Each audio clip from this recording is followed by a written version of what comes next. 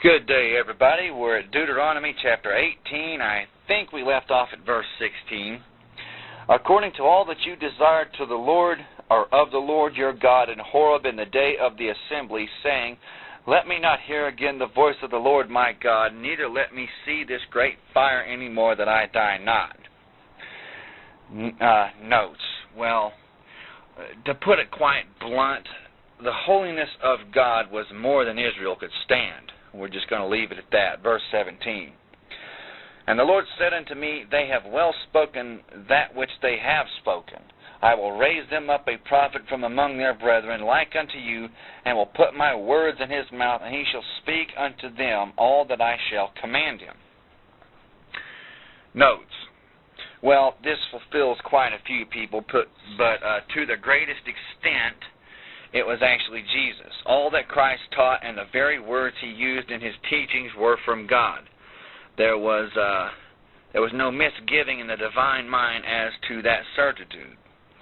Well, 7 times he asserted that all his words and statements were given to him by God. Well, we'll get into that much, much later, but verse 19.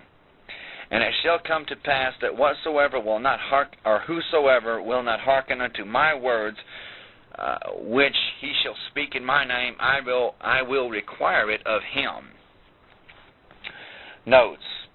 Israel had to answer for their rejection of Christ.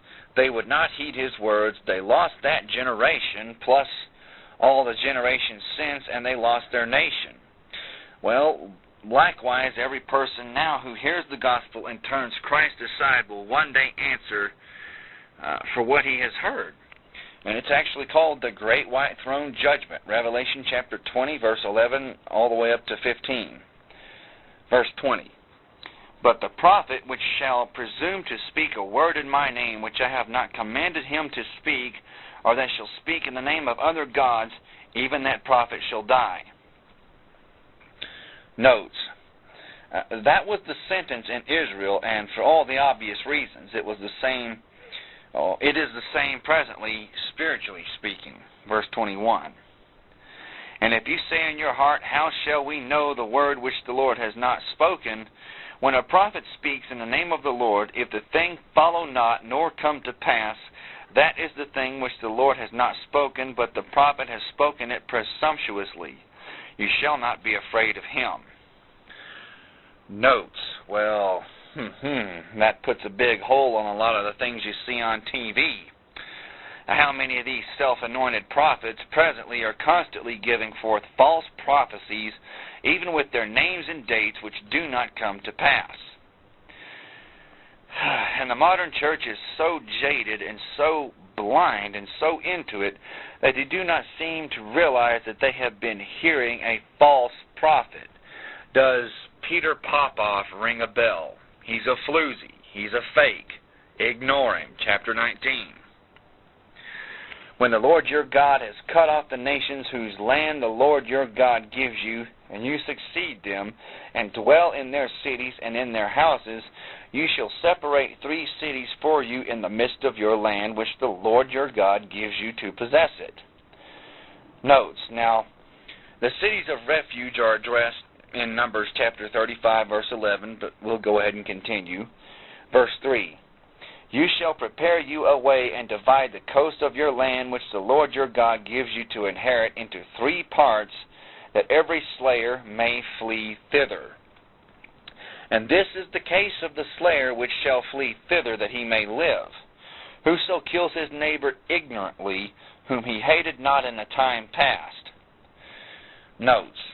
Well, this was a little bit later on, but it repeats it again. The cities of refuge were for individuals who killed somebody accidentally.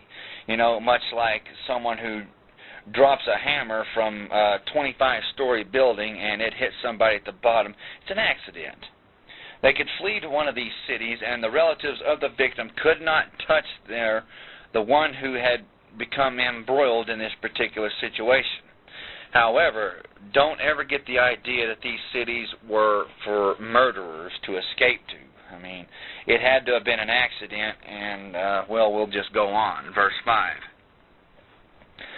As when a man goes into the woods with his neighbor to hew wood, and his hand fetched a stroke with the axe to cut down the tree, and the head slips from the helve, and lights upon his neighbor that he die, he shall flee unto one of those cities and live.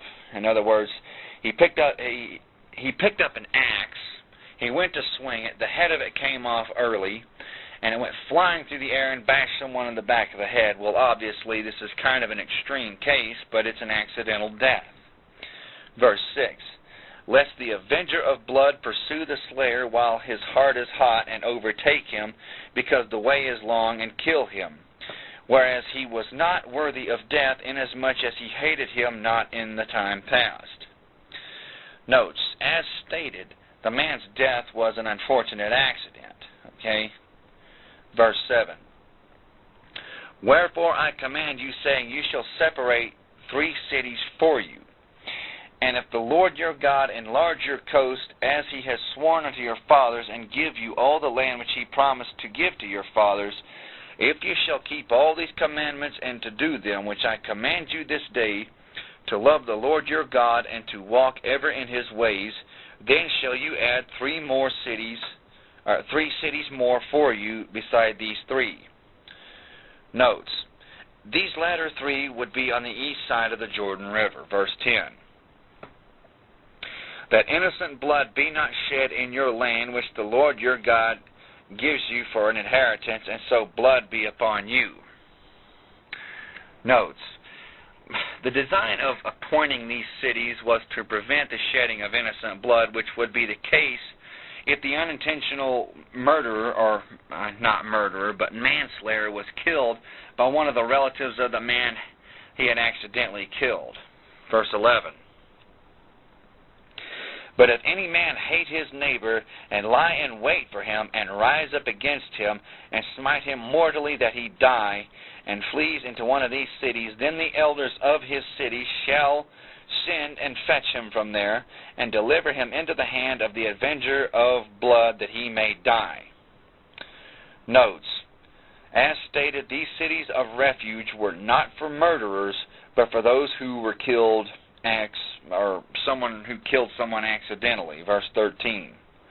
Your eyes shall not pity him, but you shall put away the guilt of innocent blood from Israel, that it may go well with you. Notes, well, here we have capital punishment for capital crimes, and is one of the commandments of the Lord. While execution of the guilty does not serve as a deterrent, it does serve to show the worth that God places on human life. If a man or woman in cold blood takes the life of another, his or her life is to be forfeited as well. Romans chapter 13, verse 1 through 7.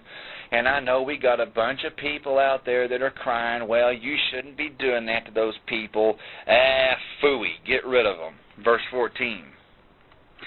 You shall not remove your neighbor's landmark, which they of old time have set in your inheritance, which you shall inherit in the land that the Lord your God gives you to possess it. Notes, this pertains to landmarks which have been placed to mark the boundaries of possessions. They were not to be surreptitiously altered. And verse 15. One witness shall not rise up against a man for any iniquity or for any sin in any sin that he does sin. As the mouth of 2 witnesses or more, or at the mouth of 3 witnesses, shall the matter be established. Notes, well, as in courts of law presently, even an eyewitness account is often faulty, and that's the reason that 2 or more are demanded here in order that the rights of individuals be protected. And we must pick up in Deuteronomy chapter 19, verse 16. Thank you very much, and God bless.